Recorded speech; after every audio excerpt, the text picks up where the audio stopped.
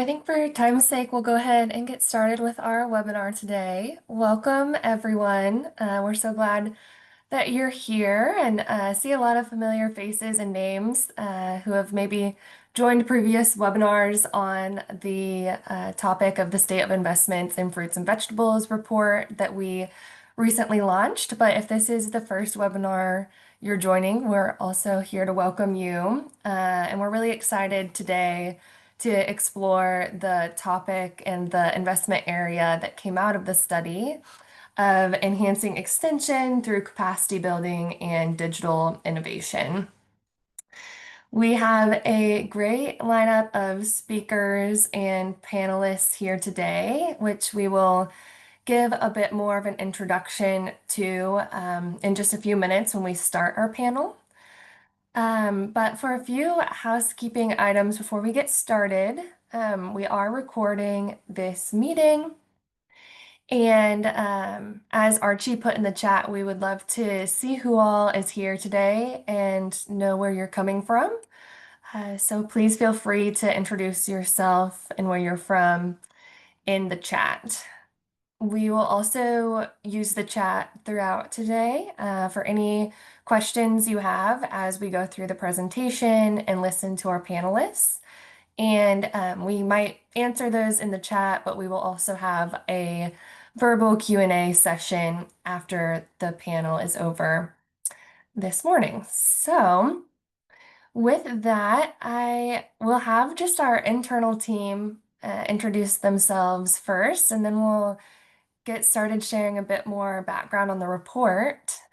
To kick us off, I'm Kat Gregerson. I am working with Responsible Innovations, which is a spin out from the Horticulture Innovation Lab. And we'll share more about responsible innovations later on, but I've been leading this study with a large group of participants and experts from across the globe.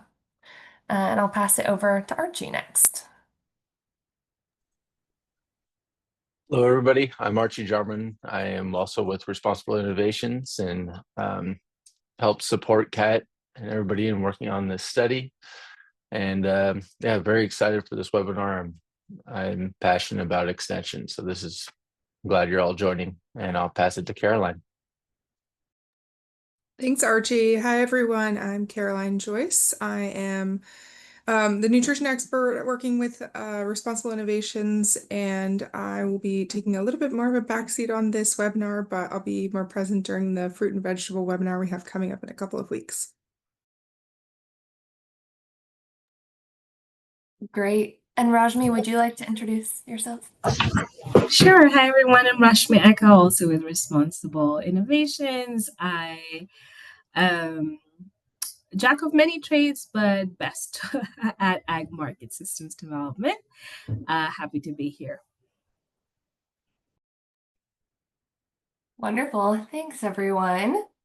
So to get us started, before we dive specifically into our topic of today, we would be amiss to not start out with a little bit of background on why fruits and vegetables are so important and why we kind of conducted this study to begin with. And so we see across the globe in about 93% of our dietary guidelines globally that fruits and vegetables are a large part, recommended to be a large part of our diet. Typically, about half of our plate is recommended to be fruits and vegetables. So you can see some different dietary guidelines here from Ghana, the US, and Japan. And we can see kind of that depicted here. However, that is not always the case. We don't always meet the recommended 400 grams of consumption of fruits and vegetables per day. But not only is the consumption lower than recommended, our world production also lags behind the recommended intake by at least 10 grams per person per day. So we can see that gap depicted here on the screen. And not only are we facing this production consumption gap, but on top of that, our fruits and vegetables are also remaining quite unaffordable for many populations around the globe, so much so that 3 billion people are not able to afford a healthy diet. So we see this equity issue on top of the production and consumption gap that we are facing. And with this kind of broad overview of our fruit and vegetable sector globally is where we started this study to understand what might be happening and where we can make our investments more strategic to ensure that we're working towards reducing this gap and ensuring everyone has access and affordability for fruits and vegetables. And so, out of this context, we did a bit of a review of previous literature. And there's not a lot of specific literature that has looked at fruit and vegetable investment specifically in low and middle income countries, and specifically across different stakeholder groups or sectors within those countries. Globally, we did find that some studies suggest about 20% or less of public and private investments go to fruits and vegetables. But a lot of that also showed that the main part of that investment is going towards high-priced export markets, and typically in high-income countries. In this review, we also found that estimating these investment numbers are extremely challenging, as they do differ by sector, by country, by institution. A lot of times that private sector data is also hard to access or be made available. And it's also hard to aggregate more on the government and donor investment side of things. So there is a definite gap in understanding these investment numbers and coming up with a method to estimate them. So out of this review came the start of this study on the state of investments in fruits and vegetables, sowing a colorful revolution in food systems. And we went through a process of identifying 9 different countries where we conducted this study. So in East Africa, Kenya and Tanzania, West Africa, Ghana and Benin, Central America was Guatemala and Honduras, and South Asia was Sri Lanka, Nepal, and the Philippines. And the objectives for this study, the main one was to address this gap in understanding the landscape of investment, specifically in fruit and vegetable research and development across these 9 countries, and specifically across the government, academia, NGO, and private sectors. We also wanted to identify challenges facing horticulture investment and what opportunity areas there were for more strategic investment, which is where this topic spun out of. And we also wanted to build local partnerships, strengthen research implementation, and disseminate findings for sustainable impact, which you can see the many great partners that we had in conducting the study. And then we had many, many more in-country partners who actually facilitated these workshops and experts who represented many different organizations. And so we will, at the end of the webinar, present some more specific results from the study, but we wanted to get to the topic area for today as soon as possible. But just to highlight kind of where this topic came from, a large outcome of the study were these top 5 priority investment areas that were determined by expert-informed opinions, as well as a questionnaire that they filled out and then discussed in person. And these areas they really see as impactful areas, but also areas that we can take immediate action on to make a difference. So you can see here, other than today's topic of extension, capacity building, and digital innovation, experts also identified post-harvest losses, elevating nutrition and consumer demand for fruits and vegetables, strengthening seed systems and research infrastructure, and then enabling market access for women through policies. So you can kind of see what some of our other webinars will focus on as well. And to present some high-level findings on our topic for today, specifically, I'll pass it over to Archie. Thanks, Kat. I'll briefly mention that along with this global report that we put together, there are country level reports as well that go into detail for the 8 countries that were part of this study.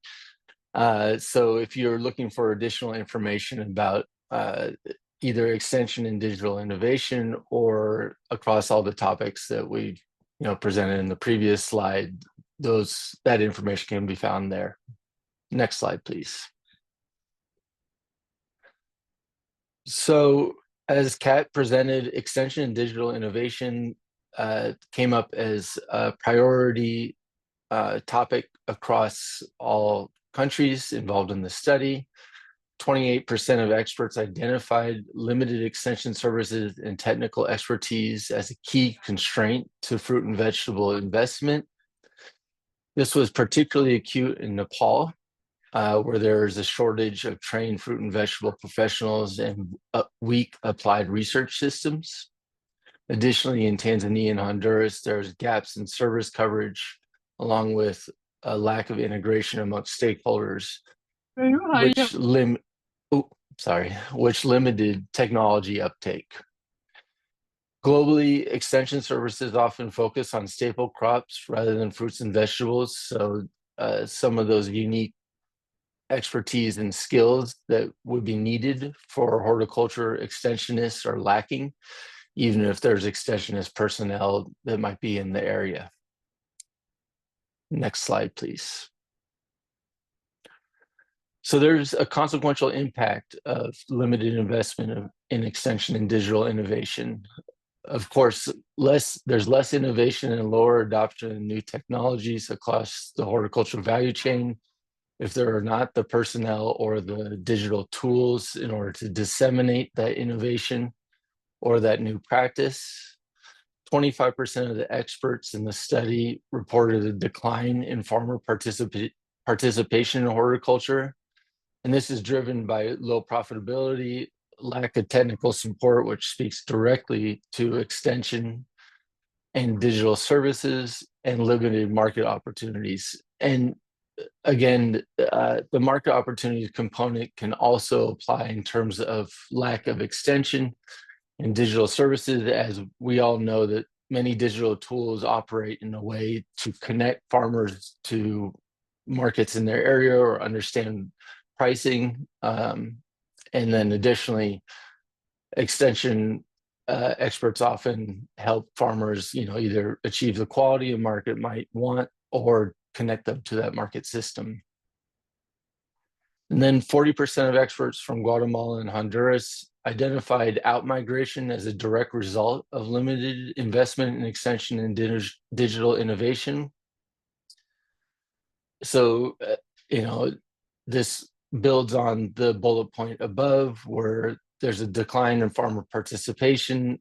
There's urgency to see new income opportunities. And because of this, there's outmigration that occurs in Guatemala and Honduras in order to find new sources of employment or new sources of income. So as a side note, the experts noted that if there were more digital tools and digital innovation available to young producers or youth in the agricultural horticulture sector, there's a greater likelihood that they would stay and participate and contribute to that sector. Next slide, please. So as a component of the global report, and this can be found as you review the global report, we developed some return on investment indicators in order to understand whether there is an increase. What is the return on investment if there's an increase in investment in extension and digital innovation for the horticulture sector? So some questions that we were looking into for the report are: how can we expand the reach of extension services while improving the costs and efficiencies? And our great panelists will probably be addressing these questions in some way too after I my section discussion. And then how do we equip farmers with timely and tailored information to strengthen local networks? Our thinking in terms of possible return on investment measurements are looking at adoption rates, increase crop yields and quality, speaking to productivity, number of and proportion of youth and women trained and employed and actively participating in the horticulture enterprises for increased youth and women engagement, looking at increased cost efficiency because of the leveraging of digital tools or improved agricultural or horticultural extension services, digital inclusion, speaking at a percentage level, women, youth, and rural farmers who have access to digital and extension services, private sector partnerships that may be built because of the increased investment. So that might be the number and scale collaborations with agribusinesses, an increase in ICT providers and financial institutions to sustain extension services. And then the last measurement of ROI is just service coverage. So the geographic reach and number of farmers served as a way to consider, what are the positive impacts of an increased investment in these areas. Next slide, please. And I'll pass it back to Kat. Awesome. Thanks, Archie, for that overview. I think it gives our panelists a good starting point for their discussion that we will jump into now. But before I hand it over to Julio as our moderator, just wanted to give an introduction for each one of them. Each of our panelists has been a great and longstanding partner of the previous Horticulture Innovation Lab and has really done a lot in the extension and digital innovation space, but are all leaders in their sector and in their country as well. So to start, Julio López Montes will be our moderator.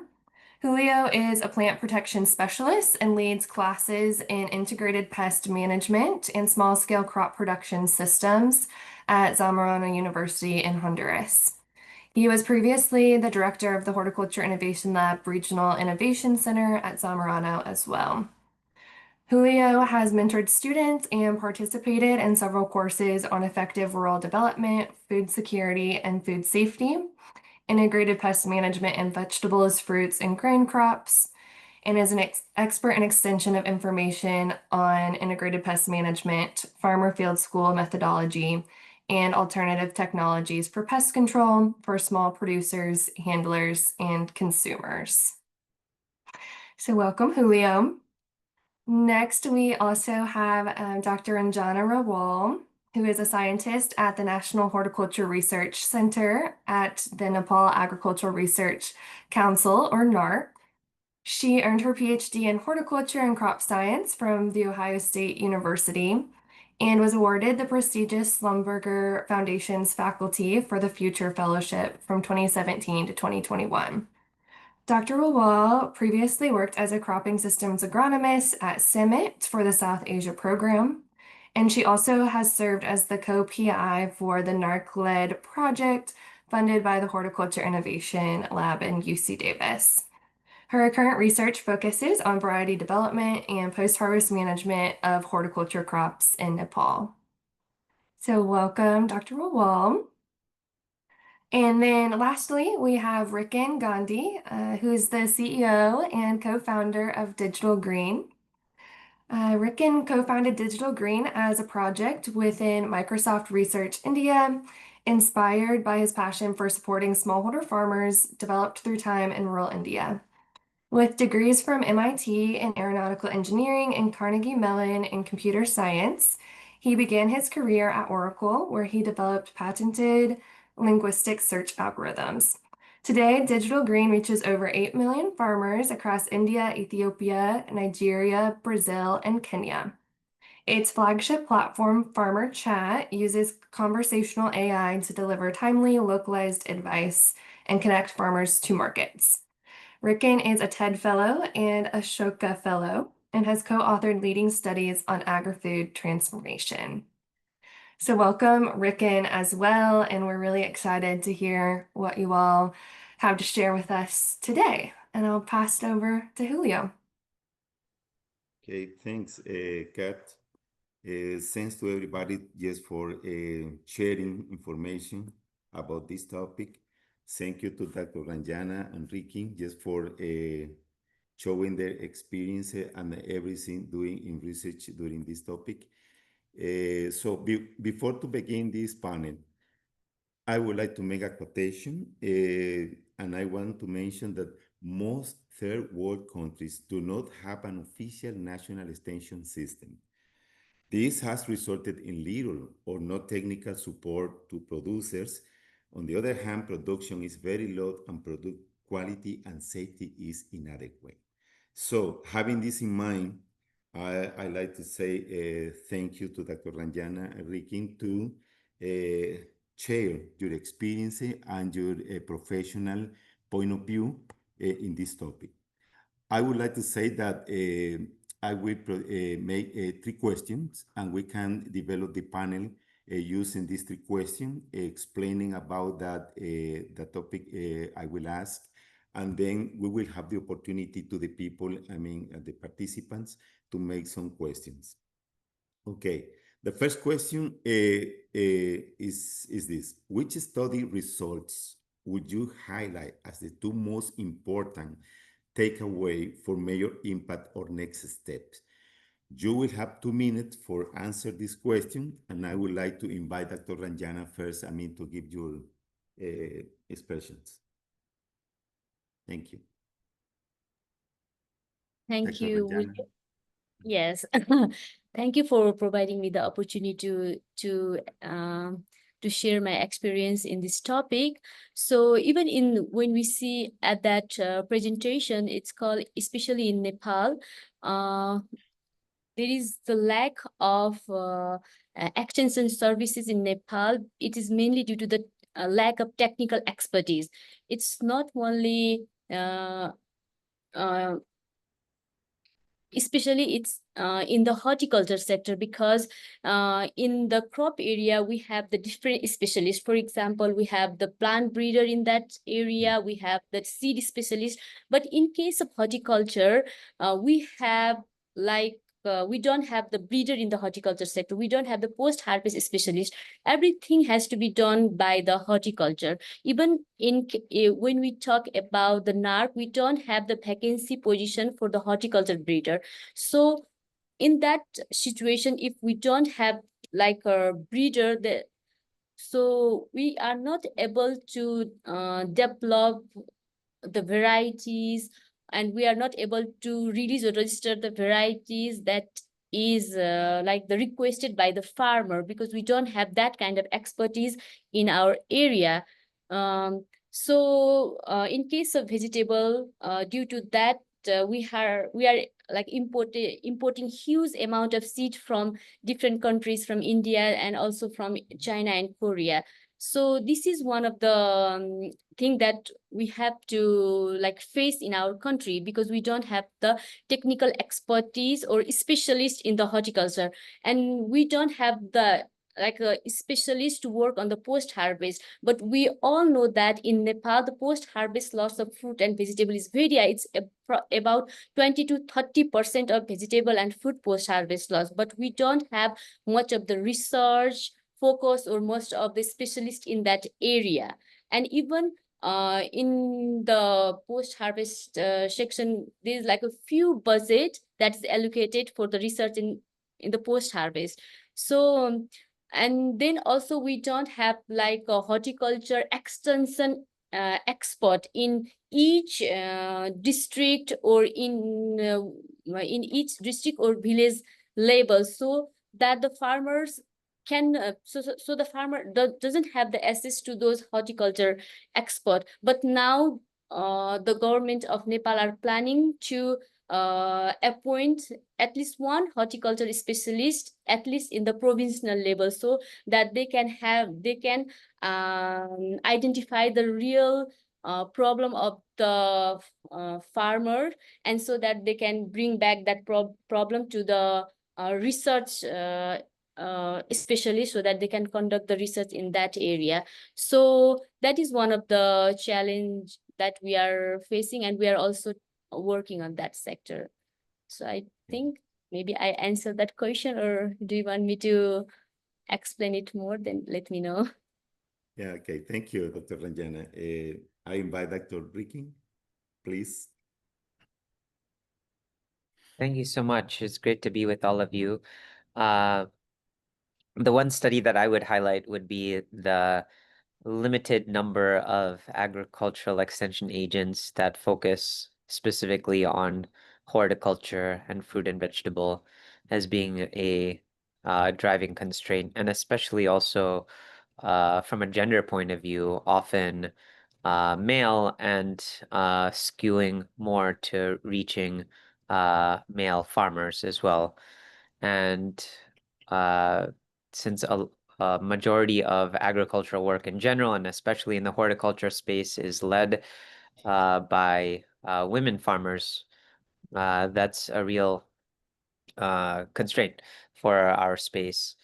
I think also that in general, the role of the agricultural extension agent of being a general purpose agronomist and veterinarian and all expert of all kind of trades is a very large expectation that I think we should think about of how does one marry generalization and a broad range of support for the various types of agroecological, socio cultural contexts that these farmers are in, and what realistically extension agents can provide. And obviously, digital solutions now offer multiple avenues for farmers to self-service and triage their own questions and issues that they're facing.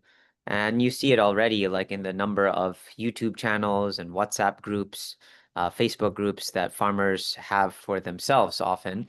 But there's an opportunity, I think, for us as a community to see how we can orient some of these groups and leverage some of the advances in technologies like artificial intelligence so that these farmers can triage questions and issues that they face on the field. They can have a mechanism for raising their voices, and that can still then inform in-person types of networks of horticulture-focused extension agents, service providers in the horticulture domain that can respond in a more demand-driven way and not just in a top-down kind of generic way, service the interests that these farmers, especially women, are looking for.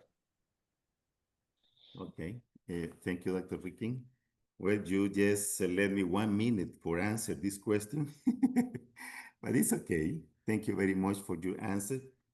Maybe I can add that there are several innovative methods in extension process that are not so costly, at least in Central America and Latin America, that they are not using still this kind of methodology, technologies. And also, I know that also men and women can take advantage of this improved efficiency in production, process, and value chains. I believe that digital inclusion will be okay. This technology is extremely valuable and it is growing. We know that, especially since most people in rural areas have, for example, a smartphone, like Dr. Rikin said, we can use that. But there are still two major problems for us here. The first is access to low-cost internet. And the second is ensuring that the right information arrive in timely manner. So that's are the ideas that I like to add to this discussion. And we can pass to the next question. Please, can we adjust the time for the answer? In that way, we can have more opportunity to the audience to have questions. Okay, the second question is, what are two examples of digital innovation, of extension models that you are promoting in your own countries or your organizations? why it is smart to invest in them? We have about 5 minutes, to answer that, and I will invite Dr. Ricking first, to answer this question. Thank you so much. One of the tools that we've been developing and deploying, and that goes to what you also were highlighting, is called Farmer Chat, which is basically an Android application for farmers and extension agents to utilize and leverage the advances in generative artificial intelligence and use local language voice, text, and images to be able to triage questions and issues that they face on their farm. To your 2 points that you mentioned, one on cost and coverage of data connectivity, we've been able to negotiate with some of the local telcos as well as some of the satellite data providers to zero rate the Farmer Chat application so that from a farmer and extension agent point of view, it is free to use. They can submit any question in voice or text form and get answers. And then the second piece, in terms of getting the right answer, it's a really important one, especially with AI and the types of hallucinations and issues that it can have. But what we found is that having the questions actually come from the farmers and extension agents directly can help to inform what are their real demands. And then where there are issues in these AI-generated responses involving local agronomists, veterinarians, and others to review, correct, and score those responses can make these AI systems more aligned and attuned to providing the correct recommendations for the farmers. I'll pause there. Okay. Thank you, Dr. Ricking. Dr. Rajan, do you have something to add to these comments? Yes, to this question that what are the digital innovation and extension model that we are like promoting in our countries, and I want to highlight like in different topics, because one is for the capacity building and another is like what are the platforms that are easily accessible to the farmer.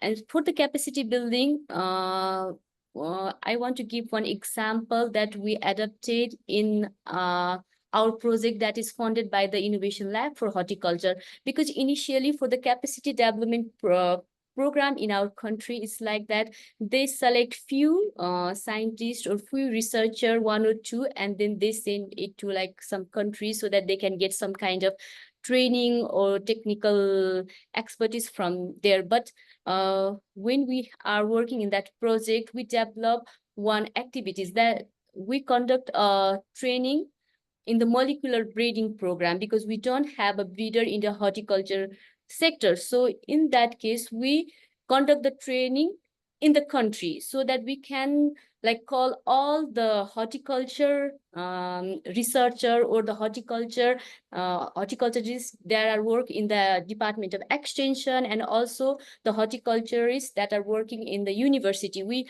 all call them, and then what we did that we like call the expertise from World Vegetable Center and also from the professor from North Carolina State University. So they came here and they trained all of us. So this is the kind of, and this set a kind of example in the NARC. So now the NARC is decided to conduct this kind of training also in the future. And so so this kind of capacity building build up training program it's proved to be like it's fruitful for so many horticultural research expertise here in country, and our NARC is adopting that kind of capacity building build up program. So another is that what we are using for the digital innovation. One is now it's widely used in Nepal is like more mobile-based agriculture advisory platform, and so many farmers are using this kind of platform. And for example, we have the Krishi Guru, Smart Krishi. There are so many this SMS based platform that are used by the farmers so that they can this is proved to be the low cost and easily accessible. Initially also Dr. Julio mentioned that for this kind of digital innovation, the farmers should have the access to internet facility. In case of Nepal, it's kind of revolution. Even in some remote areas of Nepal, we do not have the electrical facility, but we do have the access to internet data base because because this is possible also because due to there is a huge mobile penetration in the country, and recent data show that more than 83% of Nepalese population are using the internet facility, and these mobile based SMS services is like very much fruitful because the farmer who are in the remote areas, they are directly linked with the experts, and they can like share their problems and get the real time information about the crop management, about the disease and pest management. And this is a low cost, and then it's the youth friendly, woman friendly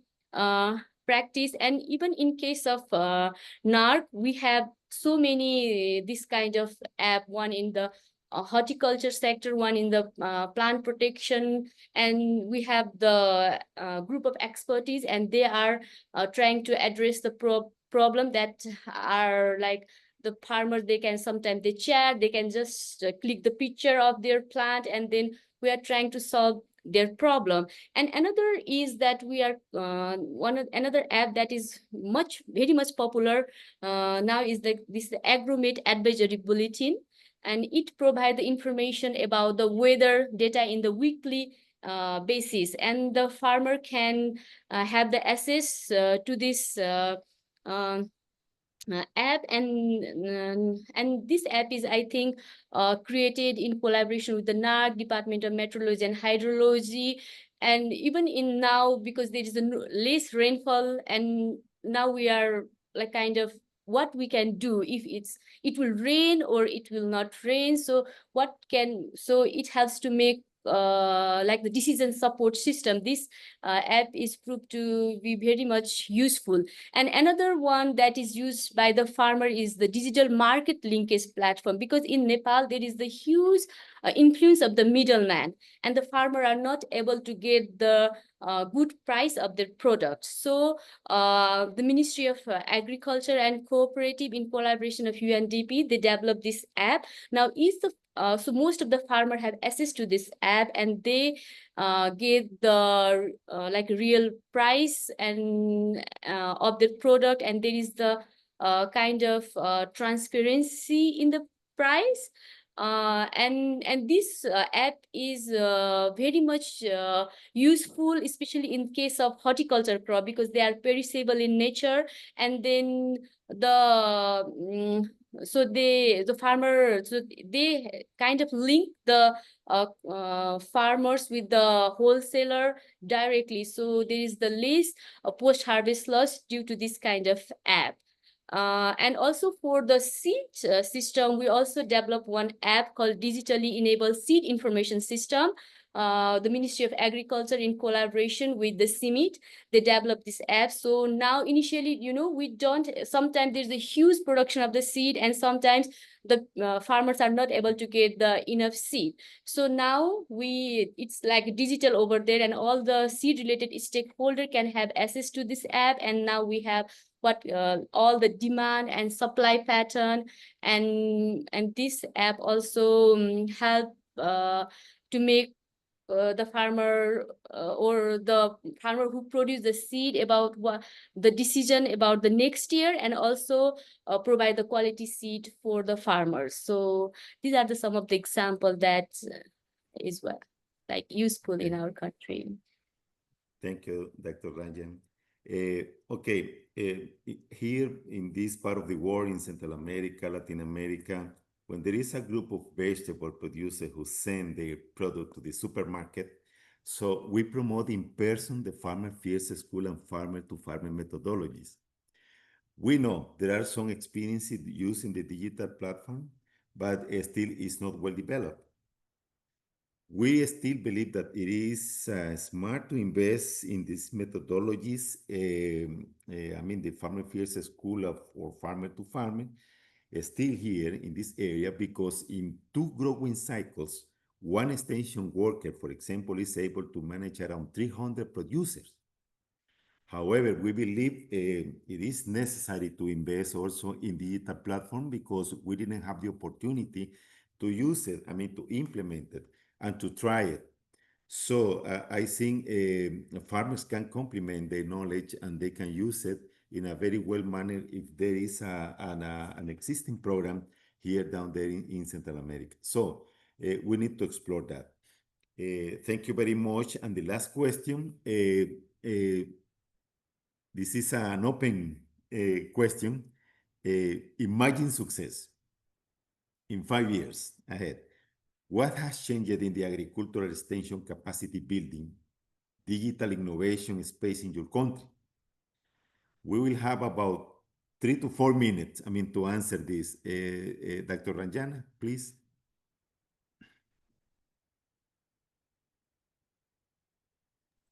I muted.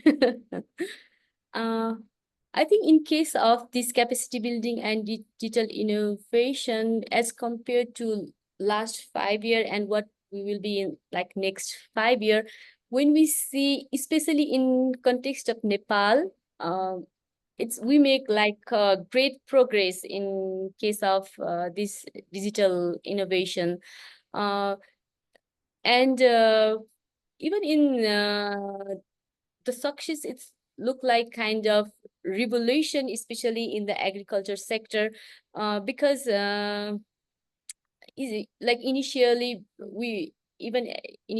also I mentioned that we don't have like a much technical expert in our country because the most like the whole educated youth, they are migrating in like a developed countries for the higher study and for job opportunity. And there is another section of the youth that are not so much educated. They are migrating to the Gulf countries or India for the job opportunities. So in our case, there's we have lack of expertise, and also we have lack of youth that are engaged in the agriculture or horticulture. So this kind of extension system or innovation system can because initially we have one extension officer who are dealing with thousands of farmers.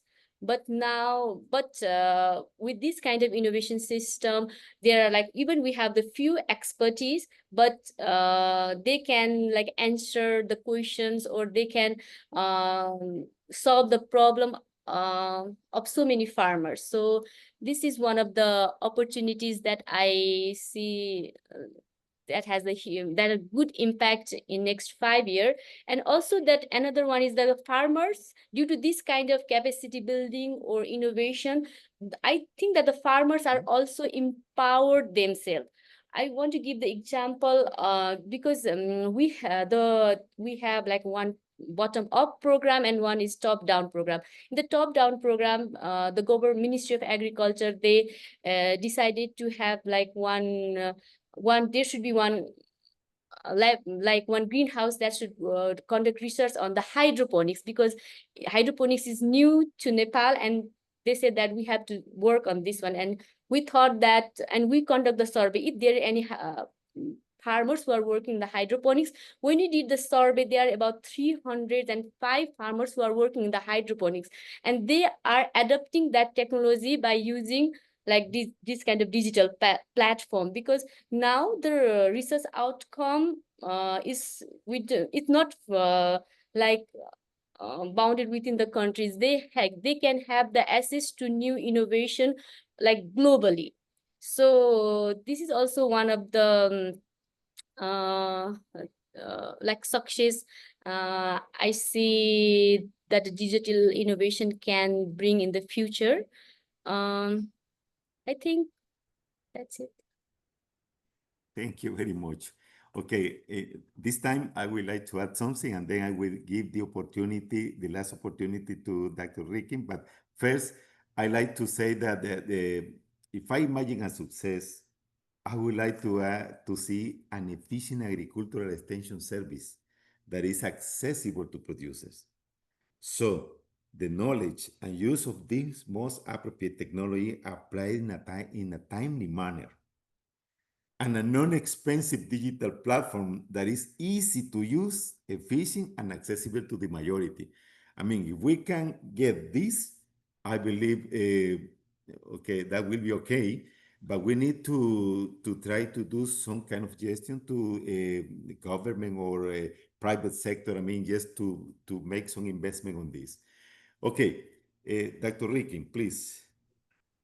Yeah, my vision for success would be that in 5 years we flip the model of extension, which has been for long kind of like top down from research to extension to farmers, and instead see farmers more at the center, able to share information with their peers, to inform extension itself, to inform even research and policymakers about what their needs actually are in a much more demand-driven way. And I think like an unlock is that the use of like these generative AI tools that can really enable these farmers to have greater agency and choice to break the cycle of dependency. We all know like that the global development order has kind of gotten shaken. And I think we also all have a vision that farmers should just be able to become better informed decision makers in their own right. It's not to say that they still might not need support from extension agents or service providers or others, but it should be like on their own choice about like what they actually need and what they actually want. In our own farmer chat work, for example, we saw that like in Kenya, although that most of like the development dollars and research funding has been focused a lot on staple commodities like maize, which is of course like the main subsistence crop, in our farmer chat application, the top questions were all about pest, disease, market info related to horticulture, fruit and vegetable commodities. And we should be able to use that collective voice of these farmers to push for policy and research focus to say that this is like the real requirement that the farmers are asking for. Let's make the systems actually serve them and not the other way around. So that would be my hope for it. Okay, thanks for your discussion. And I believe we can have opportunities in the future. I mean, having more people involved on this kind of technologies. But I still remember that there are a lot of people, a great number of the population that they are also illiterate. So I believe we need to involve other organizations, I mean, to get this information ready for the producers and people who use it. Okay, thank you very much. Again, you had the control, Kathy. Perfect. Thank you so much to our panel. We can move into a Q&A session here. I'm not seeing any questions in the chat, but perhaps people were waiting to ask them until the panel was over. So at this point, if anyone has a question, please feel free to come off mute and ask our panelists.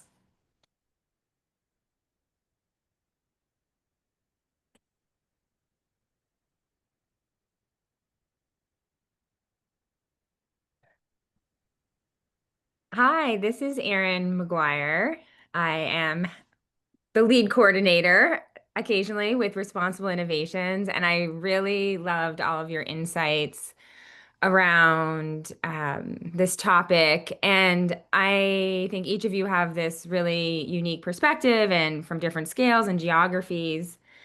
And I was just wondering if you could talk a little bit about sort of the democratization of knowledge and how we can specifically use technology in a way that brings those that are going to be most affected by tech gap, like women, low-income populations. I know you touched on this a bit, but is there one thing that we should be recommending, like as a group, when we're talking to policymakers, like this is what we need to do to ensure that we can get the most amount of information for fruits and vegetables to more marginalized populations? And whoever feels like they have a closest connection to that, I mean, maybe it's Ricken, but I know Ranjana, you also touched upon it. I know Julio, you've done a lot of work in this space.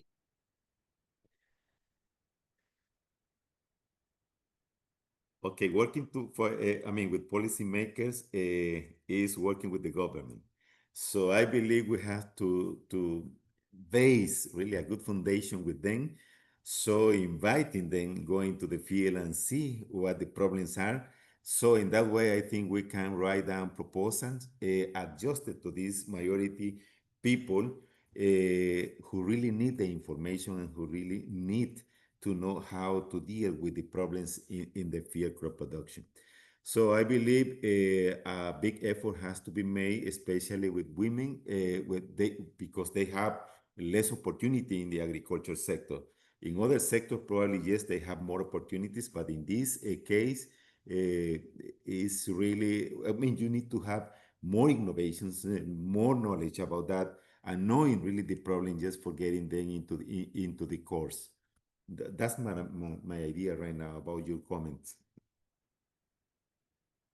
Maybe the thing I would add to that would be that I think that like the diversity of socio-demographic conditions and climatic conditions just keeps on expanding, right? There's more extremes, there's just more sheer diversity of contexts. And so I think that there's not like a one size fits all solution, especially as it relates to horticulture for the different types of conditions that every person is dynamically within.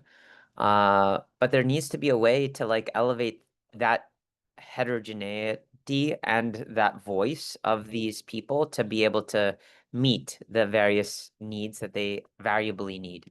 So I think if there could be more focus on just like accepting that reality, that there's not a one size fits all single bullet solution for everything.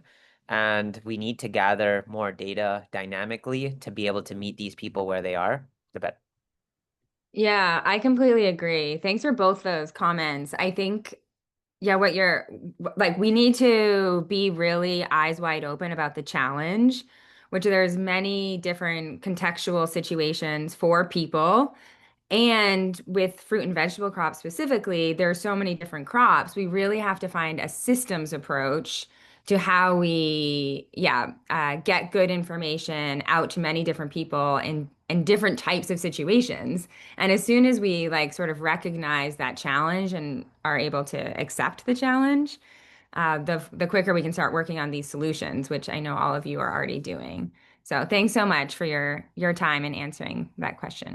And I also want to add one thing, that because in our context, initially we our system is like that.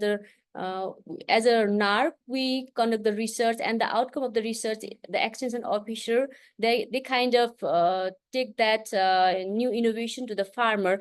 But in case of Nepal, is like that. Even the owner of the farm is the man, but the women are the one who really work on the farm. So now we are trying to do most of the participatory action research, so that we do the research or directly to the farmer field, like the mother trial or the baby trial, so that the new technology can be demonstrated in the farmers, so that the women or the one who really work on the farm can have that, like the direct connection with the activities, or direct connection with the new innovation that we are conducting. So this is also the another approach that we are conducting here in Nepal. Thank you. Wonderful. Thanks for those responses. There was another question in the chat, and I see Rickon has responded to that there. So I think that one might be taken care of, unless Rickon, you wanted to expand at all. Yeah, no, I can also maybe give a response to the second question that just came in too, which is like, I think when it comes to traditional knowledge and indigenous knowledge, I think like there's obviously a ton of richness there. I think that sometimes we might think that that itself is static and uniform, and the reality is these traditions and indigenous knowledge systems themselves are quite dynamic and variable. And as it relates to like say these AI platforms, much of this indigenous knowledge and tradition is in dark, right? Like it's held within people. So there's a need to like responsibly ensure that it's protected, that people, privacy and monetization is held with these communities themselves. But being able to represent that in these AI systems can help to make them more accurate. And one of the things I had shared earlier was that like these AI systems that are just coming out of the box that have been trained on more Western global North kind of knowledge bases are obviously not attuned for agriculture, horticulture in particular, and these kind of constituencies that we all kind of work with. So there's a need to use reinforcement learning with human feedback to tune them to the systems. And the way that that's going to happen is not like through top-down people from afar. It's going to happen with local people, including the traditional knowledge people, to review like the question answer pairs and cut out the hallucinations and score the system so that these AI systems can be more aligned.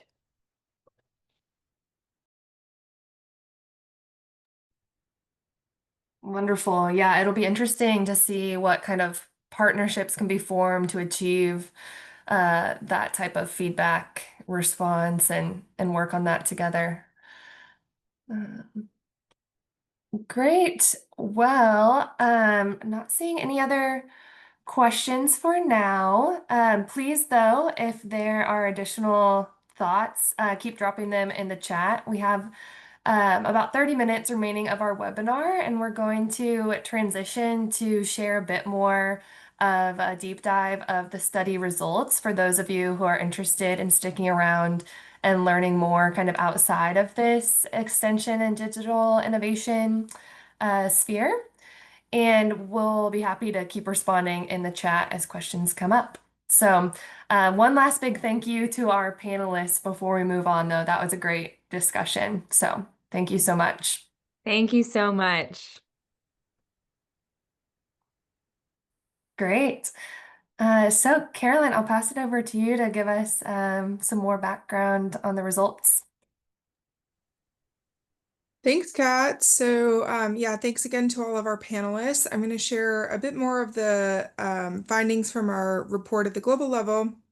So yeah, Kat, you can go ahead to the slide with the graph.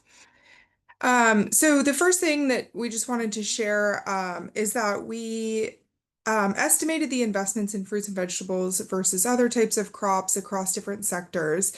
And so the blue category on this slide is illustrating what we considered all other crops, which captures about 10 staple crops and commodities, including grains, starchy vegetables, cut flours, and sugarcane.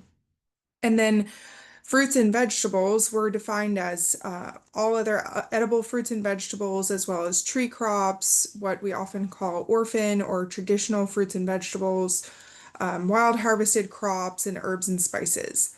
And as I mentioned, the starchy fruits and vegetables fell under all other crops, just as a bit of background, and that's consistent with most countries' food-based dietary guidelines.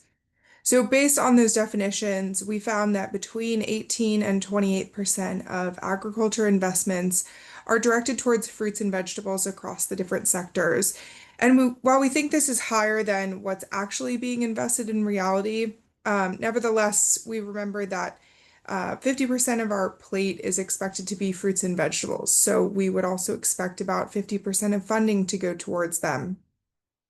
On top of that, we're also talking about hundreds of thousands of fruits and vegetables. So of all of those fruits and vegetables, and they're receiving between 20 and 30% of investments is far lower than what we would hope for. And horticulture crops can also include highly specialized and developed value chains like coffee, cacao, and avocado. And so when we broke this down even further, we found that about half of investments in fruits and vegetables were actually allocated for highly developed export-oriented value chains. So that left an average of about 11% of agriculture investments for locally consumed vegetables, which matched to many of the previous estimates that we saw. So next slide, please. Then once we had a better understanding of the state of investments, we looked at the barriers that constrain investments in horticulture as identified by our experts across the different sectors. The figure here illustrates the 6 overarching categories that we identified, and they range from unsupportive policy environments and increasing climate volatility to fragmented markets and limited extension services. In yellow, you can see the top 2 barriers, including market challenges, which were reported to be the most significant barrier to investment. More than half of experts identified these fragmented markets, perishability, and high price volatility as major barriers to fruit and vegetable investments. The fruits and vegetables are often seen as risky, high-value commodities with limited market infrastructure, especially cold chains, and export market instability, which further disincentivize investments in horticulture value chains. Next slide, please. Then, as a result of this limited investment, we looked at what were the implications of not investing in fruits and vegetables, and what experts perceived as the key consequences. So we see here that about 40 to 50% of experts identify different components of malnutrition and food insecurity, including low fruit and vegetable consumption, insufficient dietary diversity and quality, increased dependence on ultra-processed foods. And then the next most common category was reduced productivity. And again, nearly half of experts identified this as an implication of limited investment. It was linked to poor access and affordability.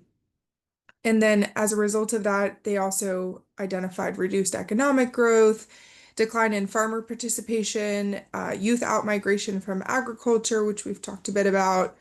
And then following on from that, we see rising fruit and vegetable prices, increased import dependence, and persistent food loss and waste. So these were some of the top categories in addition to a few others that we haven't mentioned here, but we encourage you to refer to our report. Next slide, please. Then, to better understand what the global priorities were for fruits and vegetable investments, our experts were grouped overarchingly based on 2 shared viewpoints, which were distilled from the Q statement rankings. And the analysis revealed that there were 2 major groups. They had differing but complementary perspectives on how to most effectively strengthen the sector through targeted investments. The first of these groups encompassed about 2/3 of the Q statement rankings, and they believed that strengthening technical and human capacity across the value chain was the #1 area for investment. They recommended investing in skills, inputs, and infrastructure to improve productivity, resilience, and fruit and vegetable consumption. And they also believed that seed systems were key to innovation and adaptability. And this viewpoint was primarily held by our experts in the academic and NGO sectors. And then our second opinion group was primarily held by more government and private sector stakeholders who believed that strengthening research capacity and integrating horticulture into national science and technology agendas was the way to go. And this included policy development alongside data systems and education, which are essential for sustaining investment and transformation in the sector. Next slide, please. And of course, the last thing that I'll touch on is that while we gathered all of these expert insights, really we hope to transform that into action to improve human health, gender equity, rural economic resilience, and environmental outcomes. Our key suggestions included 3 overarching categories, including prioritizing fruits and vegetables in national policies, establishing multi-stakeholder platforms, and incentivizing local governments and grassroots campaigns. And again, I won't go through all of these in too much detail, but we encourage you to look closely at our report, and we've included some sub-bullets under each of these 3 key suggestions. So to achieve these objectives, we are calling on governments, donors, multilateral agencies, and research institutions to join in on this effort. And with that, I will pass it over to Rashmi to talk a bit more about responsible innovations and the work that we're planning to do moving forward.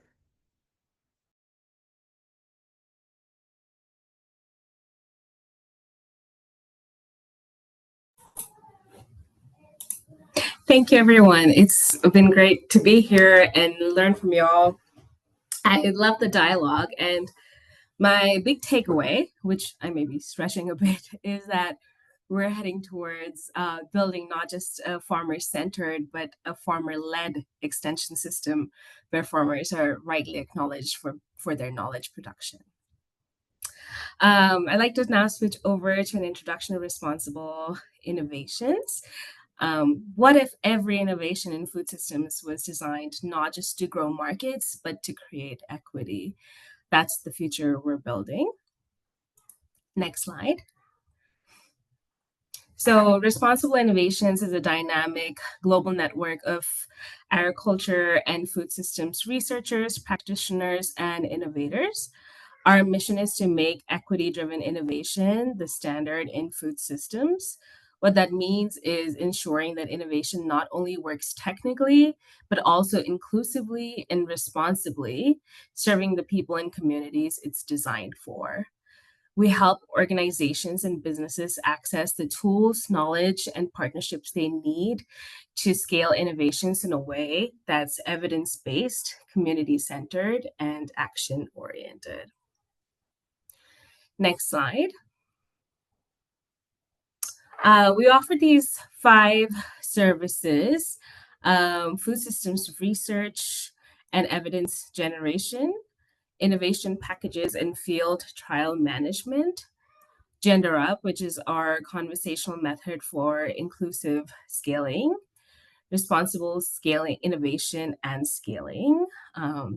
That is essentially consulting and advisory services for helping partners design and scale inclusive models, and capacity strengthening, where we equip teams with the skills and frameworks to innovate responsibly and manage inclusively. Next slide. A key part of our model is the expert network, where we're a global community of professionals who collaborate with us and each other. Members will be featured on our website. We will have quarterly networking calls, access to trainings and webinars, and also considered for partnering on upcoming projects. This is not just a directory, we're making it into a collaborative ecosystem. So if you're interested in joining our expert network, please reach out to us. Next slide. So we invite you to engage with us. Here's a list of the next 3 webinars that we'll be having. You can join in and sign up through the Responsible Innovations websites. And also, please, the global report is now live. It's also on the website. Please download it and share widely. Next slide. So thank you for your time today. We'd love to continue the conversation. Please email us, check out our website, connect with us on LinkedIn, and stay updated for our updates.